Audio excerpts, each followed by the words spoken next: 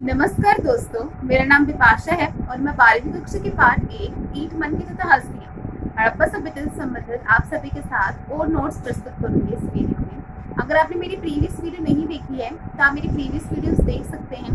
वहाँ पे मैंने हड़प्पा सभ्यता से संबंधित कई नोट्स आप सभी के साथ प्रस्तुत करे हैं। उम्मीद है आपके लिए वीडियो मददगार साबित होगा। प्लीज़ मेरी वीडियो को सब्सक्राइब करिएगा, लाइक करिएगा और नोटिफिकेशन के लिए बेल आइकन को दबाइएगा।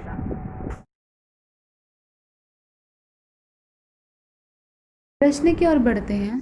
हड़प्पा सभ्यता की कृषि प्रयोगों के बारे में बताइए। आइए जानते हैं हड़प्पा सभ्यता की कृषि प्रयोगों के बारे में।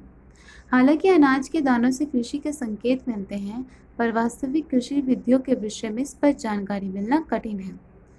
फर्स्ट पॉइंट, मोहरों पर किए गए रेखांकन तथा मृण मूर्तियां ये इंगित करती हैं कि विषम के विषय में जानकारी थी। तो जो मोहरों पर किए गए रेखांकन थे और जो मृण मूर्तियां थी वो ये इंगित करती हैं कि उस समय विषम के विषय में जानकारी थी। और इसी आधार पर पुरातत्वविद यह मानते हैं कि खेत जोतने के लिए बैलों का प्रयोग होता था। सेकंड पॉइंट, चौलिस्तान के कई स्थलों और बनावली से मिट्टी से बने हल के प्रतिरूप मिले हैं। तो चौलिस्तान के कई स्थलों और बनावली से मिट्टी से बने हल के प्रतिरूप मिले हैं। थर्ड पॉइंट, इसके अतिरिक्त पुरातत्वविदों को कालीबंगन नामक स्थान पर जुते हुए खेत का साक्ष्य मिला है जो आरंभिक हड़प्पा स्थलों से संबंधित है। तो इसके अतिरिक्त जो पुरातत्ववेत्ता हैं उनको कालीबंगन नामक स्थान पर जुते हुए खेत का साक्ष्य मिला है जो आरंभिक हड़प्पा स्थलों से संबंधित है। फोर्थ पॉइंट की तरफ बढ़ते हैं। इस खेत में हल रेखाओं के दो समूह एक दूसरे को समकोण पर काटते हुए विद्यमान थे, जो दर्शाते हैं कि एक स्थान पर दो अलग अलग फसलें उगाई जाती हैं।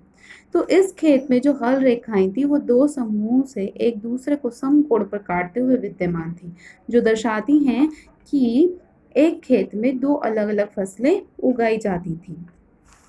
फिफ्थ पॉइंट, पुरातत्वविदों को ने फसलों की कटाई के लिए प्रयुक्त औजारों को पहचानने का प्रयास भी किया। जो पुरातत्ववेत्ता थे उन्होंने फसलों के औजारों को पहचानने का भी प्रयास किया। सिक्स्थ पॉइंट, अधिकांश हड़प्पा स्थल आंध्र शुष्क में स्थित हैं जहां संभवतः कृषि के लिए सिंचाई की आवश्यकता पड़ती होगी।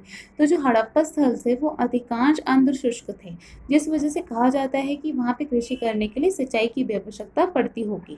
सेवंथ पॉइंट, अफगानिस्तान में श्रोतुगई नामक हड़प्पा स्थल से नहरों के कुछ अवशेषों की प्राप्ति हुई है, परंतु पंजाब और सिंध में नहीं। तो जो अफगानिस्तान है वहाँ पर श्वेतुगई नामक हड़प्पा स्थल पर नहरों के कुछ अवशेषों की प्राप्ति हुई है, परंतु पंजाब और सिंध में से नहीं। ऐसा संभव है कि प्राचीन नहरें बहुत पहले ही गाद से भर गई थी।